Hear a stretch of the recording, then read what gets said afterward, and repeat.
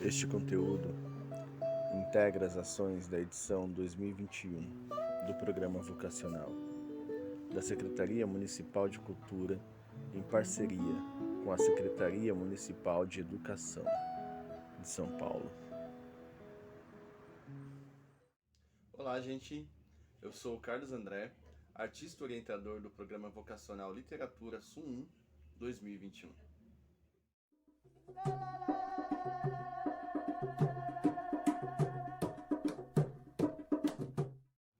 Bem, para esse encontro de hoje, que é um dos últimos, né? Porque já chegamos aí ao derradeiro mês desse processo, eu escolhi para a gente conversar um pouquinho o que eu estou chamando de conto imperativo.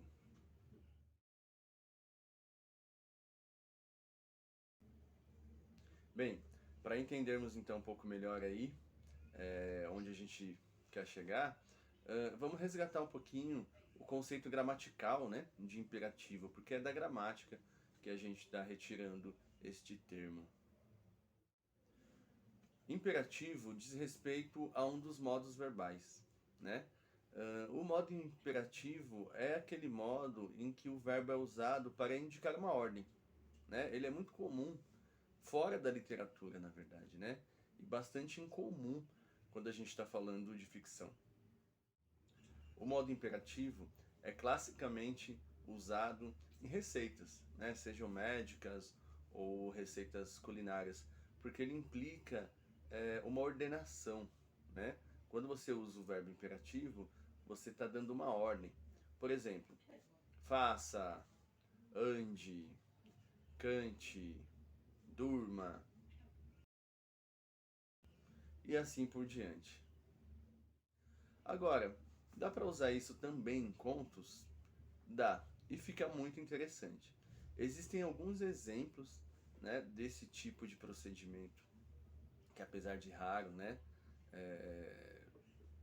existe na história do conto de forma geral. E eu escolhi um aqui pra gente de um escritor chamado Raduan Assar. Raduan Assar é um escritor importante para o cenário literário brasileiro, apesar de ter produzido poucos livros, né, foram livros que marcaram, né, gerações de leitores no país.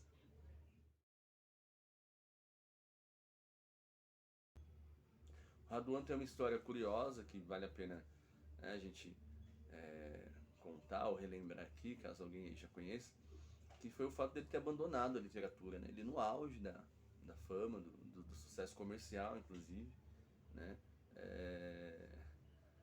Deixou de escrever para se isolar num sítio onde ele próprio diz que prefere ficar plantando feijão, né, do que escrever. Escrever não é fácil, né, gente? Não é fácil no sentido experiencial mesmo, né, da tarefa, né? Mexe com muita disposição, né, física, mental, psicológica. E algumas pessoas preferem fazer essa escolha. Bem, mas o Raduan deixou pra gente então é, clássicos indeléveis assim, da nossa literatura, né? O primeiro romance dele, o primeiro e único romance dele é um totem da literatura brasileira, que é o Lavoura Arcaica, né? Raduan fez também uma novela, né, chamada Um Copo de Cólera. Esses dois primeiros livros, inclusive, viraram filme, né, e são filmes excelentes, os dois. E um tempo depois ele lançou um inédito de contos, que é de onde a gente vai tirar o que a gente vai ler hoje. Esse livro de contos se chama Menina Caminho. Bem, dito isto tudo então, vamos pro conto. O conto é bem curtinho, né? É um conto de uma página, mas é um conto tão instigante, sobretudo por conta do uso, né, do imperativo, como a gente começou falando, que ele figura em coletâneas aí de melhores contos da história do país.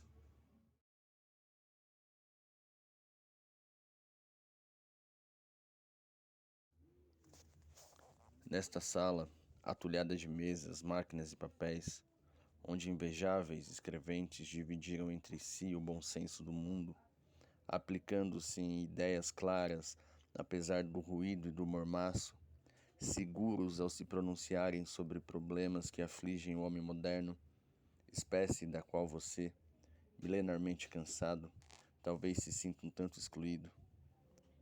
Largue tudo de repente sob os olhares à sua volta.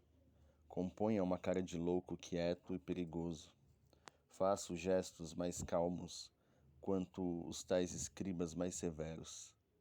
Dê um largo tchau ao trabalho do dia, assim como quem se despede da vida, e surpreenda pouco mais tarde com sua presença em hora tão insólita os que estiveram em casa ocupados na limpeza dos armários, que você não sabia antes como era conduzida. Convém não responder aos olhares interrogativos, deixando crescer por instantes a intensa expectativa que se instala. Mas não exagere na medida, e suba sem demora ao quarto, libertando aí os pés das meias e dos sapatos, tirando a roupa do corpo como se retirasse a importância das coisas.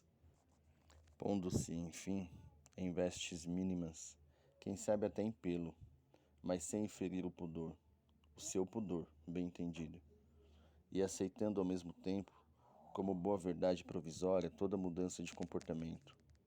Feito um banhista incerto, assome depois com sua nudez no trampolim do patamar, e avance 2 passos, como se fosse beirar um salto, silenciando de vez, embaixo, o surdo abafado dos comentários.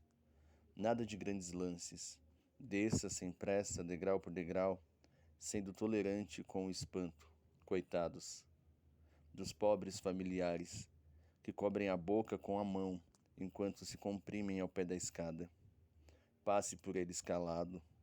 Circule pela casa toda como se andasse numa praia deserta, mas sempre com a mesma cara de louco, ainda não precipitado.